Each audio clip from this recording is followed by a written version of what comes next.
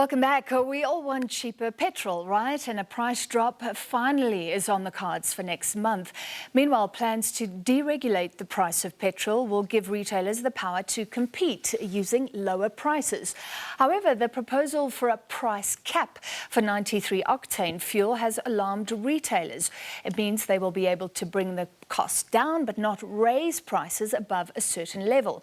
On Friday, the Department of Mineral Resources and Energy published a notice in the government gazette calling for comment on the minister's intention to introduce a price cap.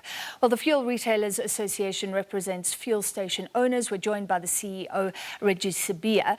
Reggie, thank you for being with us. You say that this could result in thousands of job losses. Why? Thank you, Francis. It's actually a very simple, explanation. If you look at our OPEX margin, which is the margin that is set by the Minister for covering our expenses, that portion is only R1.33 per litre.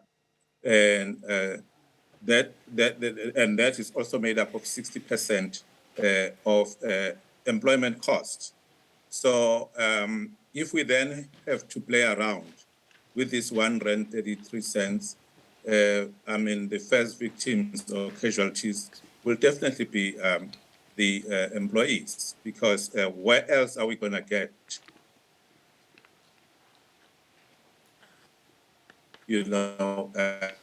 the margin to compete? And currently this margin because there are costs that to actually compensate for, costs like the credit card costs, which are real, they're on the ground. So it's not only the jobs that are going to be affected, but it's also the fact that the margins themselves will suffocate, the small businesses in terms of optimal operations.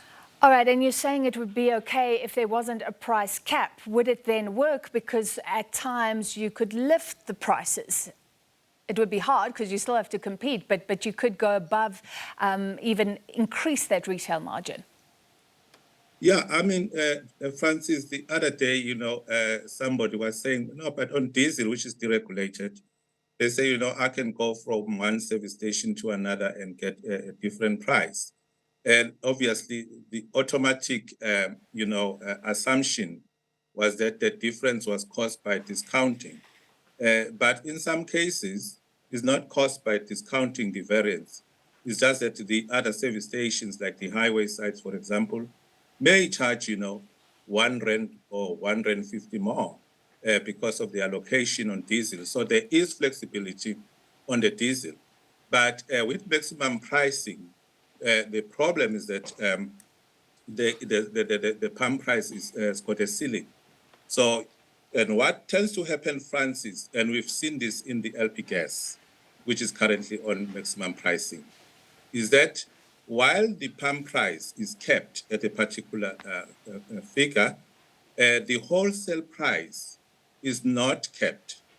So as the input cost increases from the likes of BFP, then we become really squeezed in terms of the margin. That margin gets squeezed, and as a result, it actually results in sites not being profitable. So we have experiences in LP gas. We know how this system works. And also more worrisome is the fact that this is a fertile ground for promoting the illegal trading, which is already happening. So when we talk about illegal trading here, we talk about wholesalers that are retailing directly to the public. We're talking about operators who are selling this fuel without licenses. We're talking about stolen product that comes in, through dodgy channels, etc., etc. And it is not the retailers that are going to start competing. It is these illegal traders that are going to start competing, because now petrol for the first time, there is flexibility. How rife is illegal trading? how many people? I don't know Very. anybody who's not going to a petrol station to fill up. Where do they go? But it's actually, we've lost count. Our members are even tired of reporting. It's just mushrooming all over the place because the DMRE doesn't have the capacity to actually deal with these issues. You know, where they even issue the notices, when those notices expire, you know, the offenders go back, and there is no follow-up, there is no monitoring. We even tried to establish the compliance forum to see if we can come with actually ideas of how we clamp down on this. So that is why, as FRA, we say, before you even consider, you know, deregulation, deal with these other issues. Deal with the issues of illegal trading. Deal with the issues of transformation. Because, Francis, it is very sad that when we are we are in transition to transformation and new entrants who come in highly geared, then the government is starting to cut down margins. Yeah. That also does not talk to the sustainability of SMMEs and transformation in particular. So all we're Reggie, saying, sorry to cut you off, but I just want to wrap this up. Overall, I mean, the intention here seems noble. It's to protect motorists so that they don't ever have to pay more than a certain price for 93 octane fuel. But you're saying there will be incredible unintended consequences here. What do you do now? Presumably you are going to make representations. Has government listened to you in the run-up to this?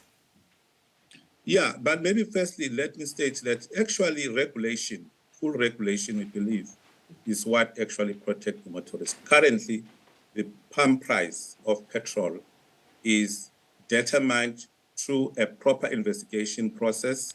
There are no shortcuts. That's why we have this pump price.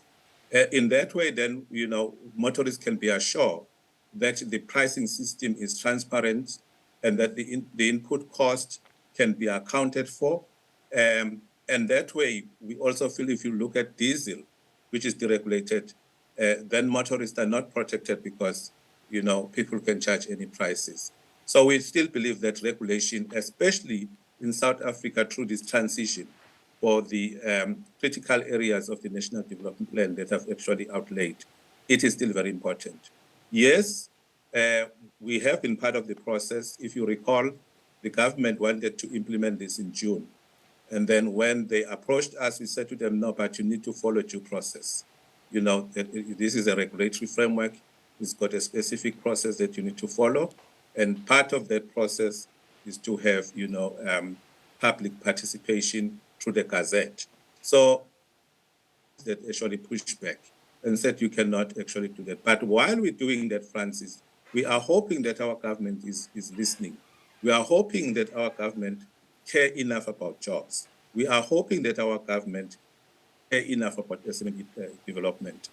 And we are not actually, you know, sidelining motorists here. But we're saying as long as we are a net importer and we've got the rand-dollar exchange, we cannot now compromise regulation at the expense of jobs and at the expense of small businesses. All right, thank you very much. Reggie Sibiya, CEO of the Fuel Retailers Association. So that plan to cap prices is now open for public comment. We'll follow that process.